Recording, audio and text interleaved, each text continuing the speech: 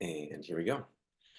All right, welcome everybody to this interview series, which is Conscious Copywriting for Your Mastermind group. Today we have Sage Polaris here, who has over 475 copywriting projects, and over her career, it's generated millions for her clients. And so I'm your host today, Sebastian Cruze, 7-year mastermind leader myself. And before I get into the structure of today, I want to check in with Sage. How are you doing today? I'm excited to be here. Thank you for having me. Yes. So we've got some really fun things cooked up for you. Sage has a unique framework, a fun framework for, writing the words that connect with your ideal client, your ideal audience, and bringing them in. Because if nobody knows about us, nobody can buy. If nobody resonates with us, nobody ain't buying. So she solves that. So with that being said, what we're going to do is do a little bit of an interactive interview today. Sage has some slides prepared, so we'll kind of weave in through there and then summarize at the end.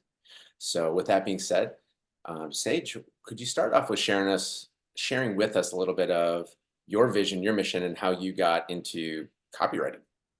Yeah, 100%. So I'm 12 years deep into my business, which is wild. I've been in this online space doing this thing.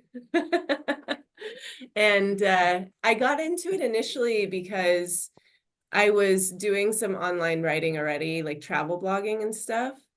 And I realized that there was this whole space of online marketing. I found a book called The Well-Fed Writer by Peter Bowerman, and I just really fell in love with this idea of, to me, what online marketing is and what selling is if you strip away the parts that don't feel good about it, it's more so about building connection and community.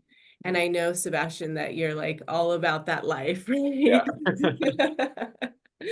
So when I realized like that's actually what it is building connection with people in the online space, which a lot of people are more familiar with, like selling from the stage or speaking or being in the room with people.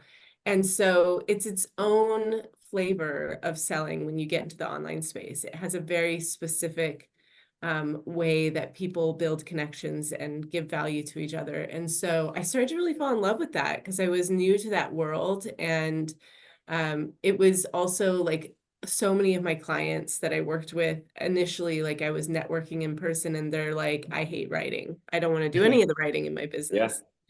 Right. So, or it's like you're good at a certain type of writing, but when it comes to online writing, you're like lost because again, people interact with your words so much more differently when it comes to social posts, sales pages, emails, anything else, right? But you might be a great writer. And when it comes to that specific type of writing and understanding the words that will help you convert more sales, people are like a little lost. So for me, that all came very naturally when I first started learning about this space, when I started implementing it for my customers. And then I started doing it for my own business as well, because I knew when I was early on in my copywriting career that having a lead magnet is not just a lead magnet for my business. That is my portfolio, right? And my website is also my portfolio. So I knew the importance of doing that for my own business as well as doing it for my clients. And so it's been really like just such a fun journey. And I will say, like, along the way, I even had to hire copywriters to support me because one of my friends, Meryl, says, like, you can't always read the label from inside the bottle. Nice. Yeah. So true. And it's so true. So even me as a copywriter, like I've had to get support with understanding how people perceive me and what my brand personality stands for and things like that.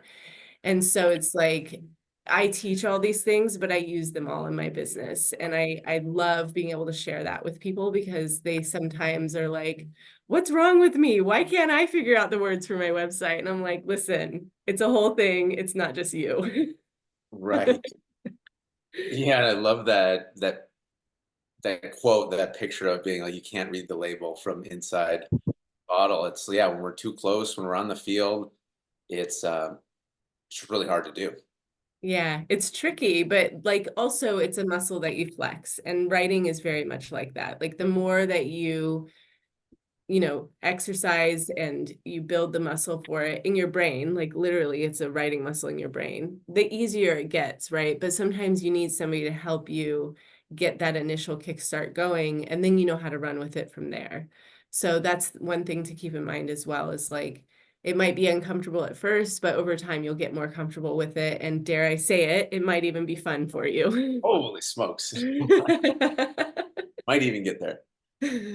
Yeah, well, so this resonates with me so much, and I'm excited to get into the framework here. And I know a big problem that I had once upon a time, and I feel like I've moved forward on it, and I feel like it's a problem that resonates with a lot of people, which is I would speak a certain way, Mhm. and then when it came to writing the post, write a totally different way. You know, there was all the marketing lingo, and first of all, it was so long, by the way. So if anybody, made it through the entire post, it was few and far between. But yeah, it was this posturing, type of Mm. language, and it took a long time to unlearn. And I'm definitely not like a, pro at it by any means. But yeah, Mhm. that's why I feel like that came to mind as you were sharing is, writing how you speak, being able to write to your customers, and I love that. Yeah, and I actually want to share a tool with you right away, because this is actually something that I hear quite often where people are like, yeah, I feel like I can speak my message very well, but then when it comes to typing it out, I get stuck. I'm either looking at a blank document, I don't know where to start, even though I can say it out loud. And then the other thing they struggle with is like what you said, when I go to write it down, it doesn't actually sound like me. Mhm. So there is a tool inside Google Docs. So I'm a huge fan of using Google Docs, but if when you're in there, Speaking my language. yeah, good. Yes. Okay, great. He's like, me too. Um, so when you go in there, open your Google Doc, go to tools on the navigation bar at the top, and then scroll down to voice typing. Mm, And so what that does is a quick and dirty transcription of what you're saying directly into the Google Doc. So I love that voice typing, because then you're removing that barrier, right? Of like, now I have to type this out. So if you're a verbal processor, it is an amazing tool that makes it so much easier. And I know we have lots of other tools now too, like people use Otter and they take transcriptions of what they say. We have AI and Zoom now, like so many different options. But that one, to me, it's like if you're already creating in Google Docs, using Google Voice typing just makes life so much easier, because then you can literally write something in 5 minutes or less because you're speaking it. So it speeds up your process, but it also takes that direct language and puts it into the doc rather than trying to type out your thoughts. right. Oh, I love that. Yeah, it's fun. Yeah, because it's interesting. I just did that recently, Oh, and I love I got it. into a flow for a certain message, and I'm like, oh, it's too much to write down. And I navigated there and did that. And so I love that you shared that, because like as I was doing, it's like, okay, I feel like it's permission from you. This is your area, this is your expertise, this is what you do. So it's almost like, no, it's not like we're selling ourselves short by doing it. It's like, no, that's the move. Yeah, the more conversational you can be, right? And I'll take this one step further too, because I think this is another thing people really skip when it comes to writing their copy, is when they go to write a sales page for their offer, let's say, they tend to start talking about the solution in the same way that they would talk to a peer. Mm, And so peers or someone, like talking shop, right? Like let's just say you're a therapist, right? And then you're using all this therapist vernacular to describe the solution that you have, right? Like you're putting out all these words that people may not even have heard of before. So you need to take it one step back. And this goes back to being conversational, is to actually think of your clients. What were they saying right before they hired you? mm. And using their actual language rather than that language that you would say to someone who already knows all about the solution, right? So go back to your existing customers and ask them, like, what were you thinking right before you went to work with me? And rather than putting fancy language into describing the solution, you're using those words that they were thinking in their head because they knew they had the problem and they knew how they wanted to talk about the solution. So they will give the words to you. And I think sometimes we work a little bit hard to come up with fancy language. And, you know, it's fun to put your personality in there and stuff like that. But to get the actual words that your customers use is where the real gold is. Because then you're using the words that they're already thinking. And they're like, is she in my head? Right. Yeah. Right. Oh, this is so good. These are so good because I feel like these are simple, straight to the point things that are so effective because it's a person can spend hours and years on their copywriting. And, Mhm. you know, I have a certain phase in chapters, and this is the solution, what you just said. Go talk to them, get on the phone with them, get on the Zoom with them, hear their words, transcribe it, you know, have it recorded, and then pay special attention to that. Yeah, I mean, I'll give you another specific example. So I just did a no charge copy course for my community. I do it every January. I try to, as long as my life allows. Yeah. And we hosted that. And so we brought everybody into a Facebook group. We have like 4,500 people in that group. And I started them with a prompt, and it just said, the post said, I joined the color-coded copy system because ... And I let them finish that sentence. And I took that language that they said, like why they joined the thing that they were trying to solve, and I put it directly on the sales page for my membership. And they surprised me, like they reminded me there's certain things that need to be talked about this year, in particular about copy in 2024. And one of the things they said that I was like, oh yeah, of course this should be on the page, is like, I want to come up with the words for my copy from AI, but it doesn't sound like me. Stuff like that, where it was like very relevant to this year, and I could just put that straight into the top portion of my sales page and get them interested in the offer because I know it's relevant to them right now. Wow. Bam. Coming in with the punches. Wow. I just want to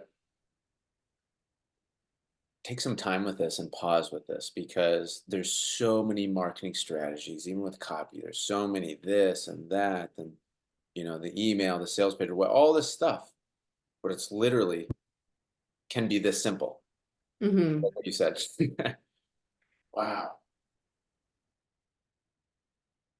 Just having a little like a mind blown moment right here because you know, I've seen people, I've gone through myself, all the other steps that you can take. You know, you can ask a bunch of people, you can go through a bunch of courses, you can do all these things. I love how you just said that, like you posted in the group, you know, they joined the challenge, or they joined the group because ... So everybody listening here, I feel like you can interview your past clients, ask them, interview or your group, or that's it. Gotta have like a golden nugget button or something here. Oh, I love it. Yeah. I mean, Yeah. listen, like we don't have to overcomplicate things. Like it can be this direct and straightforward and easy. And I think that's another thing, that there's a lot of outdated marketing strategies Yeah, that worked when people were less aware of marketing strategies, right? right. So there's that thing where it's like you're taught the traditional ways of doing things, and then you realize, like in our current times, people's attention spans are way less. You need to catch them at the right moment and give them a simple, easy thing to respond to, rather than, like you were saying, actually earlier on, you're like, my posts get really long. I want to speak directly to that actually, because the example I just gave you was a very short post, right? Like Yeah. I made it very easy for them to respond. So there's actually 4 different personality types that are reading your social posts, reading your sales pages, reading your emails. And so when you understand those 4 personality types, then you understand how to get them to respond to you. And so if it's a good time, I can, like a good moment in the interview, I can explain like who those 4 types are and give you a framework for it. That'd be perfect. Let's do it. Yay. Okay, great. So those 4, I like to liken them to 4 characters that we all probably know, The Simpsons. Yes. So The Simpsons is a TV show that's been running for over 2 decades, right? There's a reason why, and I think it's the longest running TV show. I may be like, there might be a couple other competing with it, but it's one of them. And the reason why is because those characters are so relatable, right? But when I learned about this 4 personality types, which is actually based in DISC, but I kind of stray away from the specific DISC training. Hmm. But when I saw like, okay, there's 4 personality types, I immediately thought, rather than just being like, oh, this tells me more about my personality and I understand how I relate to people, that's good. But to me, I saw, oh, this is how these 4 different types of people make buying decisions, or Hmm. this is how they choose to engage with a social post. Yeah. Like I understood immediately. I was like, this is a sales technique. This is not just about your personality. And so those 4 characters, one of them, which I'll go over all 4 of them, but one of them likes longer posts. And that's, you cued me to that when you said, Got it. I write these long posts. So Lisa is a detail-oriented decision maker, and she's actually the type who's like, if you write a long post, she'll start it and something in her mind makes her have to finish it. Like she actually likes the longer, more detailed things when it comes to a post. She's into data. She's a bit nerdy. Like if you tell her, one of the things I share with people is I was averaging 52 projects for 19 clients and taking 4 months off when I first started my copy career. And so she loves those kind of numbers, like give me all the data and the details, right? So actually, for one of the 4 personality types, having some longer posts in your campaign or whatever you're promoting is a good thing, because the Lisas of the world, those detail-oriented decision makers, they enjoy that. They're like, oh, give me all the details, right? Right. So the other personality type I wanted to tell you about is the BARTs, the fast decision makers. So they are the type who respond way better to that shorter post I was just sharing with you, where I said, I joined the color-coded copy system because ... That's short, fast, quick. They can respond quickly. And so they prefer like quick, fast communication, right? So that it's interesting, like, and they're also the born leaders and kind of the CEOs of the world. And they make up a smaller percentage of the population. They're only like 10% of the population. The other 3 characters are like kind of split down the middle, 30% each, right? So there's like 30% of the world. We have these Lisas, the more detail-oriented folks. 10% are Barts, the more fast decision makers. And then we have 2 other characters. But before I get into them, I'm curious, Sebastian, if you identify with Lisa or Bart. Well, I grew up telling people to eat my shorts, so I think I would hit the part. I could see that with you. And I think you have one other character. I mean, here's the thing. We have all 4 characters in us. It's just one presents more when we're making decisions than the other, right? So I can be a super Bart when there's a low price point. I'm just like, give it to me. I'm not reading this page. I don't want to see a whole sales page. Just take me straight to cart. I'm ready to make a decision. Yeah. So like when I'm being a Bart, and here's the thing that I see people miss on, like have the buy button right at the top of the page. Or at the top of an email, have the link to the offer. Don't wait. Don't hide your buttons. Don't hide your links towards the bottom of your email or the bottom of your sales page. That is an outdated thing that we were taught. It's like, oh, you have to do problem, then solution, then offer. Not anymore. And I'll tell you, not just for the Barts, but also think about how much we've been trained towards instant gratification in our society in 2024, right? Like if you're on TikTok or Instagram, like you can see how short and fast things happen now. And that's another reason why you do not need to hide the offer. Just make it easy for people. Let them click that button right at the top of your page. Let them click that link right at the top of your email, and then have it again. Have the button several times throughout the page so they don't have to scroll up or down, or have the link in your email several times. I average probably 4 to 5 links if I have a longer email. And it's written into the language to feel natural. It's not like I'm, stopping the whole conversation in the middle of the email just to drop a link again. It's written into the sentences very naturally. So those are our first two characters and how you can appeal to them. Can I pause there? Yeah, please. Oh, I'm just smiling so much. Hearing you don't have to drag somebody through pages and pages of copy to then present the buy button. And I love hearing that from you because that's how I feel. That's how everybody Mm. I talk to for the last few years, everyone's, yeah, just tell me what it is and I can make a decision, you know. But old habits die hard. Anybody who's been in the internet marketing space, like that's how it is. You don't show it till the very end. And it's like everybody I know feels that's so outdated. Yet again, though, hearing it from you, where this is your craft, your field, to say like, yeah, that's outdated. That's so awesome to hear. Yeah, and actually you're prompting me to want to show people this, and Yeah, we have an offer we're going to share with everyone. I want to show you how this happens in real time on one of my pages that I have. So amazing. I'm going to share my screen because I want people to see a couple of things here. So right now we are going to offer a 2-week trial to everybody who's watching this for $7. And I want you to see how we specifically are doing that. Now, for Sebastian's audience, we have a code that's actually not going to expire.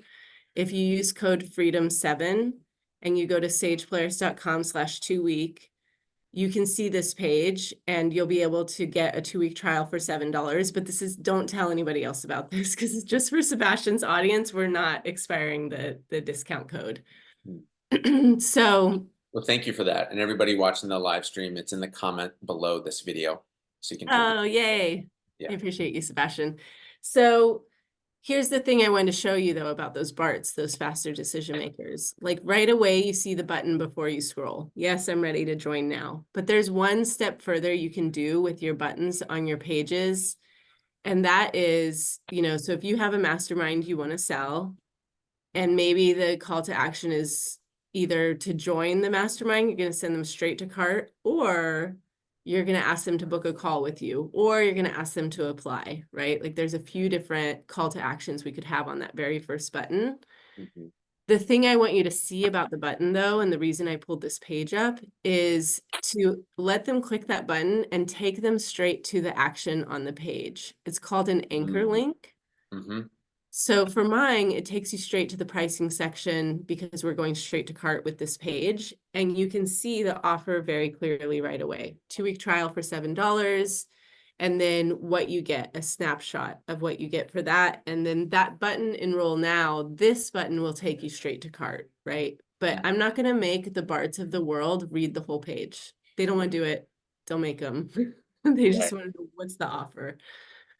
Yeah, it'll And be a turnoff, actually. They'll just be like, yeah, no. It's almost like you're not being honest with me, so I'm gonna bounce.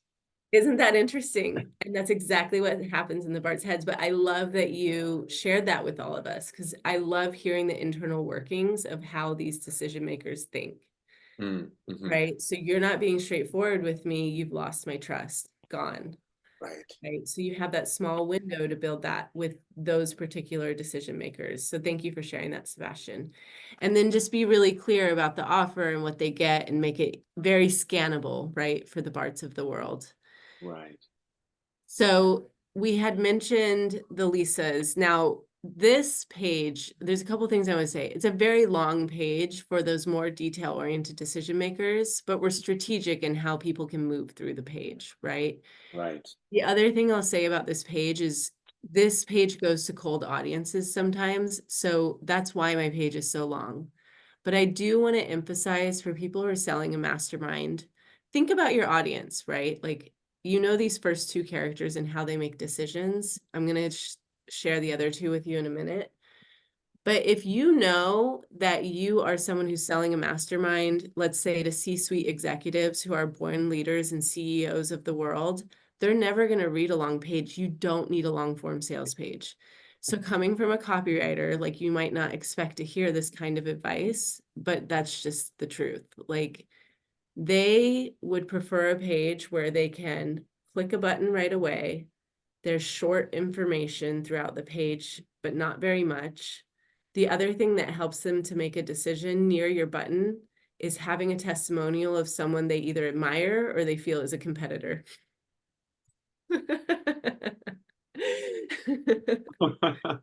So the Barts have told me, Cheeky. you're like shaking your head. The Barts have told me that they like to buy things that their competitors buy. And I was like, that's hilarious, but makes sense. Do you feel like you're competitive, Sebastian? Not all Barts do, but I'm curious. Oh my God, I smile because, these days I don't view things as like competitor. I view them as collaborations. Yeah. But in the old days, you're damn right. You're damn right. That guy. Oh yeah, totally. Yeah, I'm the same though. Like I view that people as collaborators, and I had to make that switch because we're not really, trained that way. Like humans psychologically often think about competition first. Anyways, I found that fascinating when a Bart shared with me, and I was like, I love that you think that way, and that's amazing. Totally. Yeah, and I would even say too, like through the collaboration lens, even if it's somebody in the same, industry, similar offer, and they provide it in a different way, because I have that with other mastermind, really only a couple of them, mastermind people. Like I'm more spiritually forward, spiritually based. They're not, but they're okay, still great people. But yeah, if I see their endorsement, I'm like, oh, well, this is providing value to them, and I know they're doing great work. Like I should probably get on board too, to really up my value. Yeah, yeah. So if you can, with that first testimonial near the first button, if you can really think strategically about who you choose as that testimonial, will this inspire them or do they aspire to be like that person? There's that whole prestige thing that happens as well. Like you feel like, oh, this first person is very prestigious. I would love to also achieve what this person has achieved in their life. And it's okay if you don't have like a fancy testimonial that does all of that in the very beginning, right? Like you can work towards that. Like a lot of the things that I share are things that will evolve over time on your page, right? Like, so it's totally fine. But even in your emails, like having testimonials near the links is important, Hmm. and being strategic about who that testimonial is, even if it can just be like, I want more people in this specific industry, so I'm going to use an industry specific testimonial, then that helps too. So these are all things to think about and little pivots that you can make pretty easily if Yeah. you're working on your copy. And the other thing I wanted to get into was the other two characters. Yes. So I have a sense that you might identify with this next character. So the next one is Marge. I'm hearing a drum roll already. The suspense. So Marge is a deep connection decision maker. She is the type who really identifies with people's stories, but she's also someone who loves to be in community. And this is the fascinating thing I learned about the Marges of the world. So when they buy, they want their friends to come with them. Like they're the type who are like, I just bought something and now I want all my friends to buy it with me and experience it with me too. Yeah. So we love them because when we're doing offers, they're very visually driven people. They want to feel more deeply connected to you, particularly through video is another way to connect with them. Hmm. But when you make an offer to the Marges of the world, those deep connection decision makers, if you say, okay, you bought into my program and now I want you to invite a friend. You can bring a friend either for a certain price or for free. They can attend one of your mastermind calls to experience it with you. They're the type who you can kind of lean back and let them promote for you because they will do that. They'll invite their circle. So having specific strategies for them is really smart because they're like, yeah, I want to share this with all my friends. Give me a way to do that and I will do it for you. So I'm curious if you've experimented with doing promotions like that, Sebastian. Wow, it's so good. So it's something that's been on my mind. And as new people have been joining in, I'm like, oh, I forgot to ask if there's anybody they want to, join with. Yeah, it But can this be as is simple as that. Just ask. right. So this is so top of mind. And the philosophy that we have here is referrals, referrals, referrals, like in the True Freedom, Mm. philosophy and method. So I love this because what's better than that? Someone who's just excited to buy says, "Hey, let's do it with their friends." And Mhm. when I first heard this, it was like in the gym health scenario type example. Like if somebody's excited to, Yes, hit their goals, like why not get a buddy to do it with them? totally. Yeah, exactly. Especially in 2024. It's like that energy right now. The year is starting. I want to start the year off right. I want my friends to participate and start the year off right too. So they're already having those conversations amongst each other. And so it's just extending that invite to them.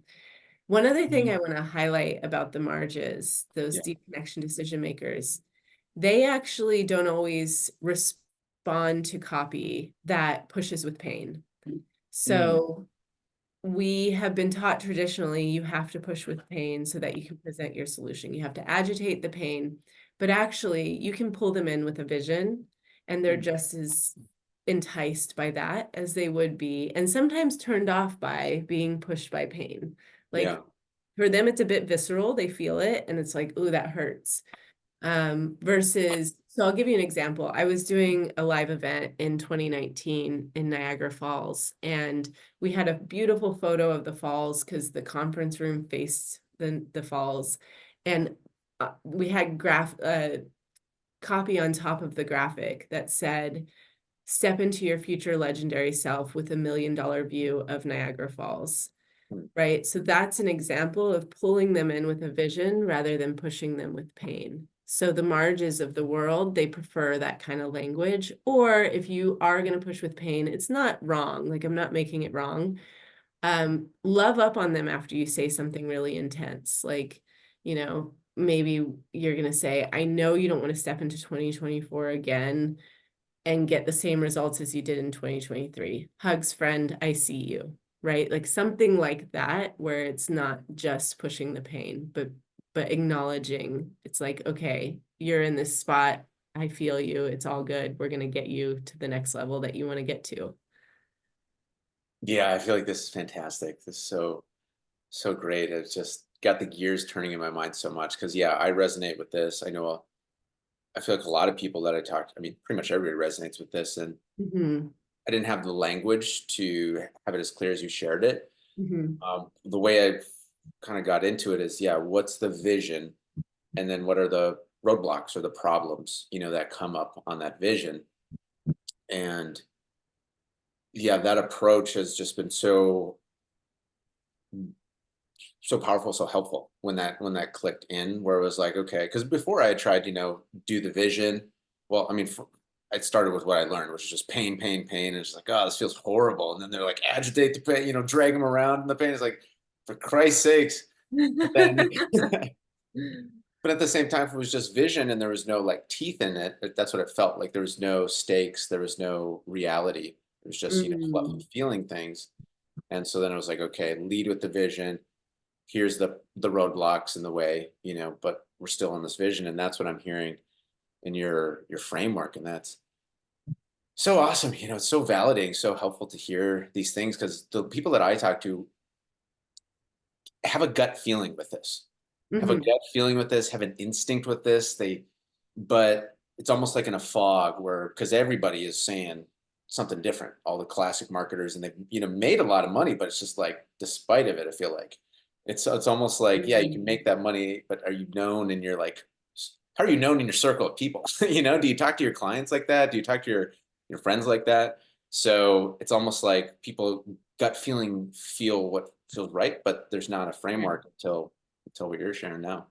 Yeah, I love that you said that. Like, go with your instinct, right? That one thing that I've learned over these last 12 years is like when everybody else is zigs, I'm a zagger. Like, I go the other way. Yeah.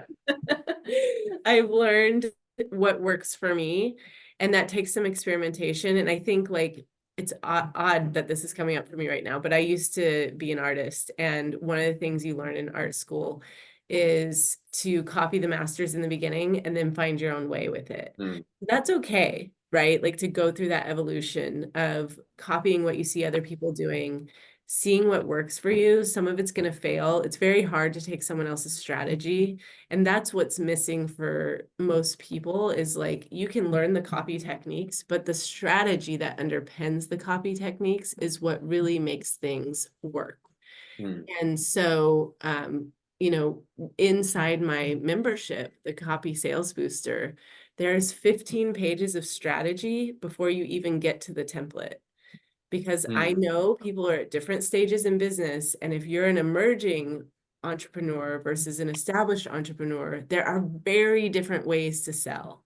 And most people do not talk about this. Like, they have no idea that they shouldn't be doing what someone who's been in business for 20 years versus somebody who's been in business for 1 year. They have no idea that there's a completely different strategy for them available, right? So those things are just like, I kind of got off on a rant, but it's important, right? And this is a conversation that I don't hear people having.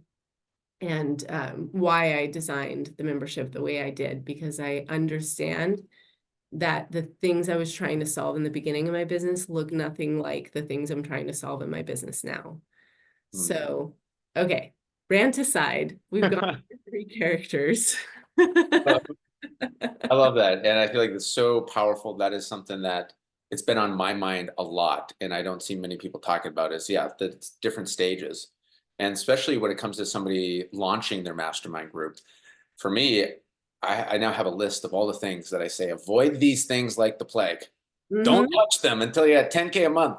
Then the door opens to the next one, and then the next one, and then it grows, scales Right. from there.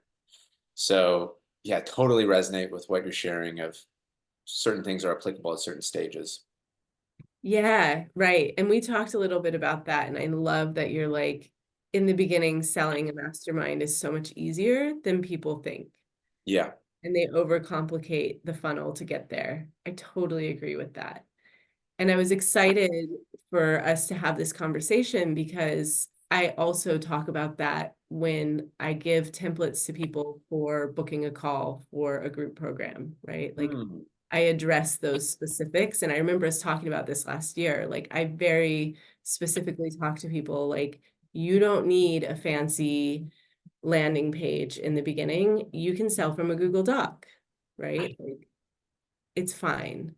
Don't overcomplicate and over fancy your funnel.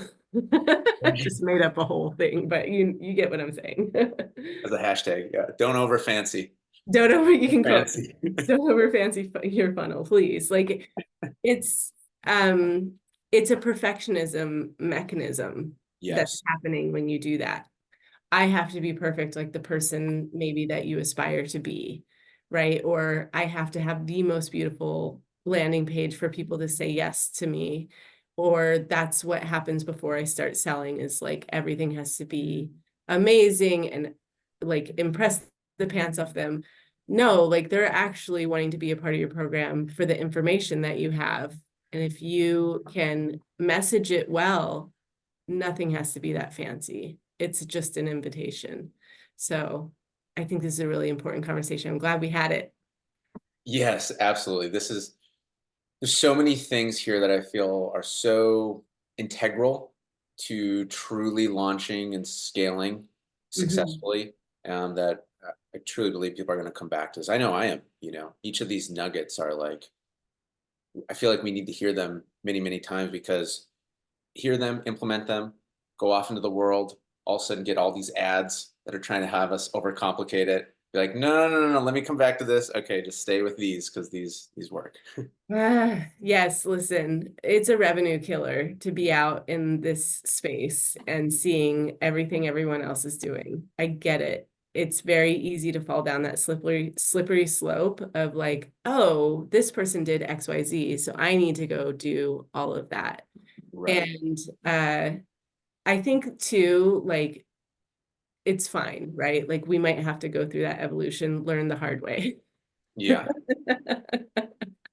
I hope not. I don't wish that on anyone, but sometimes that's part of the journey, is like, let me try this, let me get it out of my system and see if it works. And then Right. if it doesn't work, okay, let's go back to square one and like really figure this out.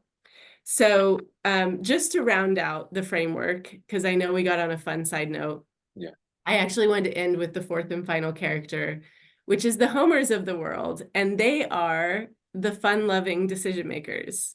So Okay. we talked about Bart's the fast decision maker, Lisa's detail-oriented, Marge is the deep connection, and then we have the party people. So the homers of the world, they are the fun-loving decision makers. And actually, I'll show you a photo from my slides, even though we didn't get deep into it. Yeah. So I have this one particular slide that every time I show it to people, I know when they're a fun-loving decision maker because they see this picture of me with the pin on my nose and they remember me for it and they want to work with me just because of a photo like this, right? So having this kind of stuff in your emails, in your presentations, they're like, oh, she looks like she's a good time. I totally want to work with her. So, you don't have to do silly things in photos necessarily. Some people are cool with that in their brand, but having music, lyrics, puns, gifs, things that stand out to people in that way, they'll remember you for it and they like to have a good time. An interesting thing about the homers of the world is they also are the type who want to be wooed.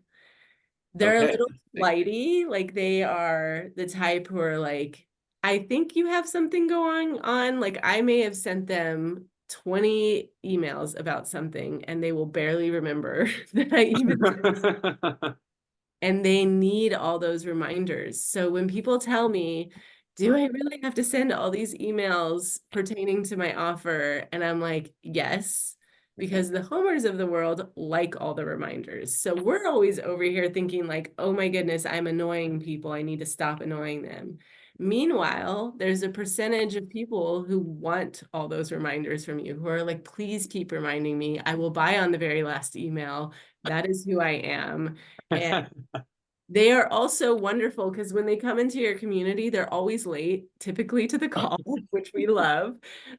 Because once they get there, they're the life of the party. They make it a good time. So just keep that in mind when you're doing your promotions. There are some people who want to hear from you over and over again. Wow.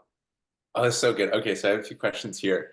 Yeah. Uh, what percentage do you think is Homer and Marge So they're about 30% each? each. Okay. So 30% Marge, 30% Homer, 30% Lisa, and then about 10% Bart. Right. Okay.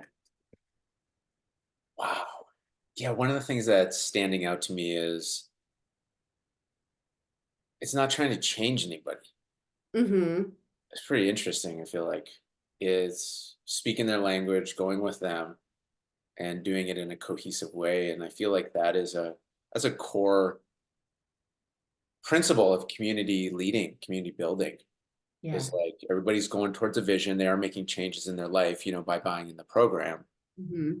Yet it's giving everybody space to be them and also making it work. Where what I'm hearing too is it adds value to everybody because yeah, and looking through the community lens, like you got Bart, or excuse me, the Homer, boom, we got some party energy going on there. Lisa probably brings up the questions for the details that maybe Bart and Homer don't always want to hear, but there is once in a while a detail. It's like, oh, never would have thought of that. That just saved a lot of you know pain and time. And then Mm-hmm. the Marge is like, okay, getting everybody, where are we going with the vision? And are we staying together in this bubble the way I visualize it? So, wow, I feel like that's just really profound and powerful with communities that truly come together and last.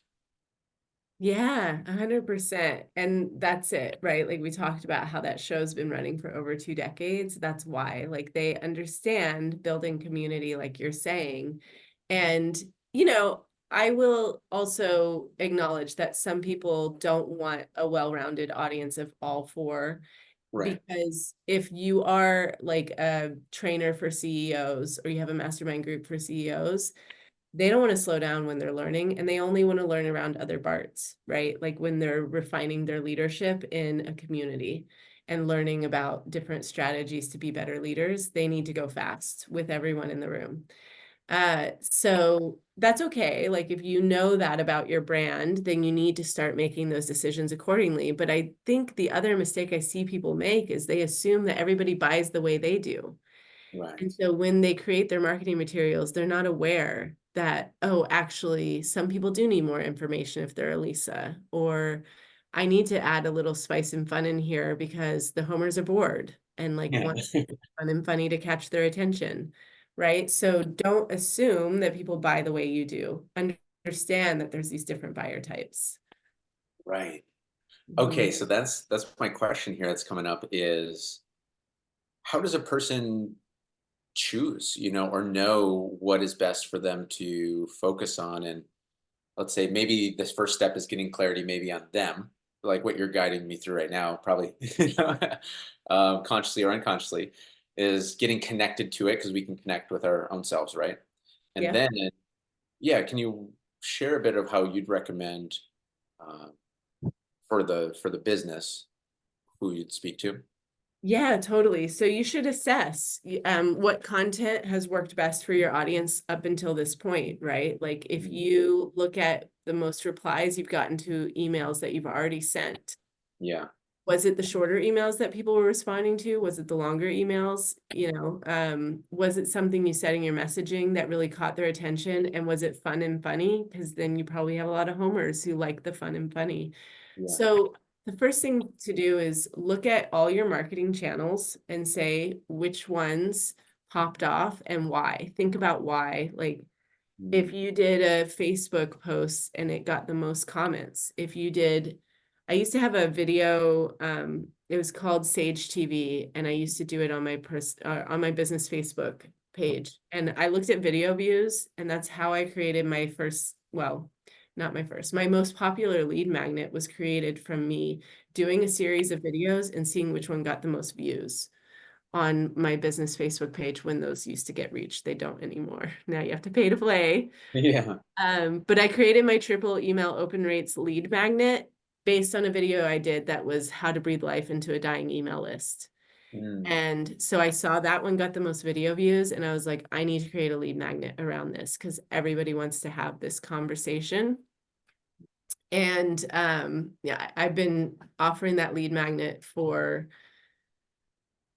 4 years now, and we've had about 6,000 people download it. nice. Yeah. So when you start paying attention to the numbers on your different marketing channels is when you start to realize what you should be focusing on and continue to focus on. It gives you a glimpse of the different personality types that you have. And then you start to realize like, oh, I don't really have Lisa's. I can stop writing long emails. Right, They're not going to respond to that. right. Oh, so good. Yeah. Okay, so I want to know what you think about this. So part of the work that I do with people when we're really finding like what is their niche to launch in is taking a look at their top two clients that they've worked with. Mm-hmm. And I always tell them, you love all your clients the same. It's not saying that anybody's better or worse. It's just saying the top two clients that have gotten the easiest results, the best results, the biggest result, and the fastest results. Because that leaves a clue of like who is clicking with, the value, the method that a person has. Yeah.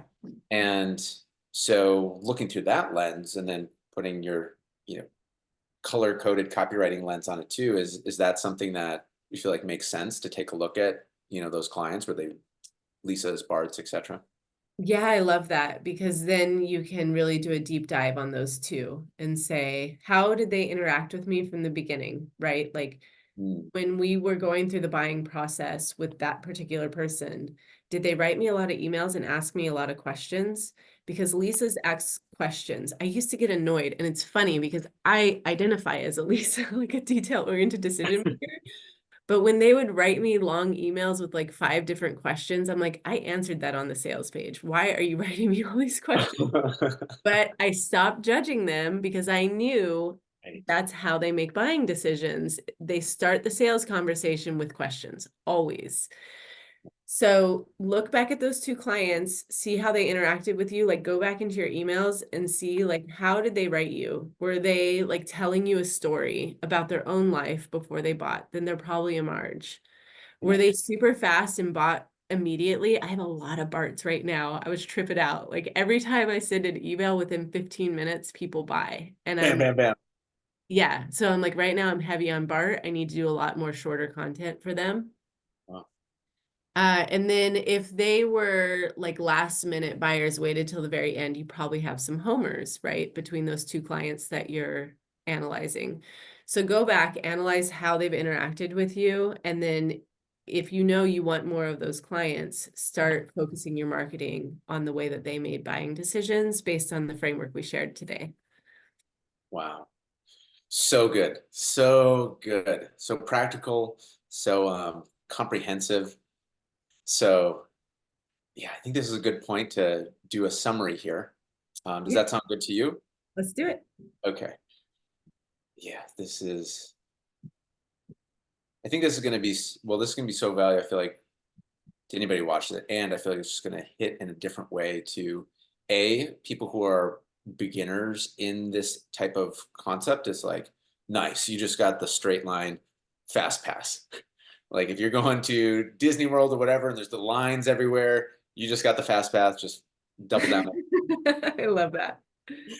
And for the people who, have been in the marketing space for a while and have been in quote in the Disney World, standing in line and all these places, standing in lines that you go and you realize, oh, there's no right at this line. It was just a bunch of people who saw an ad and they thought they were supposed to be in this line. Like for the people who know, it's like, oh man, this is the fast pass. Just stay with this. So yeah, thank you for sharing, and a little bit of a summary here. I've covered a lot of ground. So yeah, using their language, what they were saying right before they bought with you. Great golden nugget, great way to start for everybody is just get on Zoom with a few people and see, or go through those messages. Number two, the Google Docs speak to write. So writer's block is no longer a thing. Maybe you got speaker's block, but just get in the zone, get in the flow. And then, yeah, this 4 personality types, and connecting that we each have a percentage of each. So it's just which one is presenting forward. And as you shared, it could be different at different times. Maybe different products, different part comes out. And so the Lisas with details, longer posts, about 30% of the population. Barts, 10%, fast decision makers.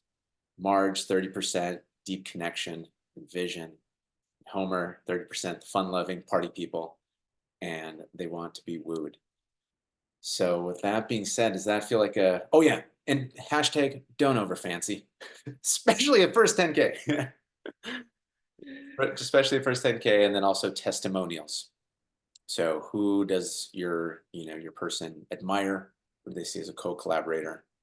And so with that being said, as the summary for today, is there anything you'd like to add, or does that feel complete before we share with people how they can go further with you? That was so good. Thank you for sharing all of that. I love hearing it reflected back, like what were the high points so that I know to emphasize those. A couple of things I want to ask from people, if they've made it this far, thank you for watching. And can you give us a harder like on the video? And whether or not you're watching on the replay, I would love to hear, what personality type do you identify with most? Are you a Lisa, a Bart, a Marge, or a Homer?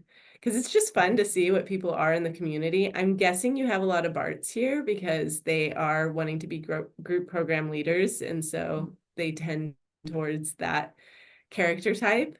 So yeah, I'd love to hear about that from everyone. And then I have a gift for everyone. Would this be a good time to share it?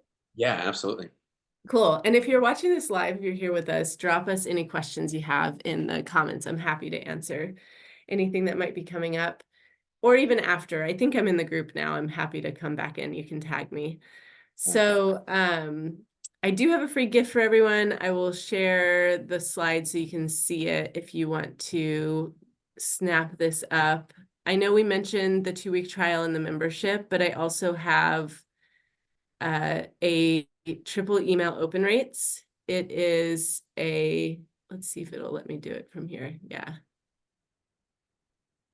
So you were mentioning, Sebastian, like some people might be early on in building up their business, and especially having an email list. Some of you might be like, okay, I want to be active with my email list. Maybe you've ghosted them, and it happens to the best of us. I've definitely been there. But if you go to sagepolaris.com/freedomrocks, you can get 3 emails that you can copy, paste, and personalize to send to your email list. What's great is it'll get you ready to make an offer to them. So yeah, it's super fun. And if you've been establishing your business, you've had an email list for a while, I do want to say This triple email open rates will allow you to see who are your engaged subscribers. It gets them to hit reply to the emails, particularly right now in February 2024. Yeah, we're still February. They just made a bunch of changes to the DKIM and DMARC. I won't get too deeply into it, but basically deliverability might tank for you. These emails will help you fix that problem. And if people have not opened your emails in the last 90 days, you can remove them from your list to help your open rates to go up. But that's the point of sending these emails, is to either scrub your list or to reappear in their inbox and get ready to make an offer. So I wanted to share that with everyone. Yeah, this is great. So I want to highlight something here. Uh, yeah, so just like you said, in case anybody isn't fully familiar with it, it's a new change so that people who are sending emails to people and people aren't responding, they're kind of treated as spam. So it's really drawing a line in the sand and saying like, hey, if you have a list that's not responding, they're gonna start penalizing. So that's a such a powerful technique there, is that if those emails are asking people to reply to something, that shows the email companies that, okay, this person's replying, there's interest here. So yeah, for anybody who's not fully deep in the tech space, that is a very powerful strategy. Just trying to think of a different word than ninja, because that is so overused. But like that's a good one. It's very effective. Yeah, listen, they're always changing things, but if you have a good open rate, you don't have to worry about anything. And so I really love sharing that email with everyone. And just like I said, like getting you ready to make your offer to your list so that you know what people want. It helps you gather customer voice data. It kind of covers everything we talked about today. So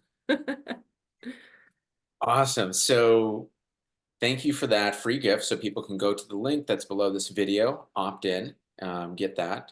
And then if you want to go deeper, there's the Copy Sales Booster membership with the code just for us, Freedom7, for the 2-week trial for $7. yeah, I would love to help y'all with your copy so that you can sell your mastermind. And I know Sebastian gives you incredible support around that too, and this will just help accelerate what he's already teaching. Absolutely.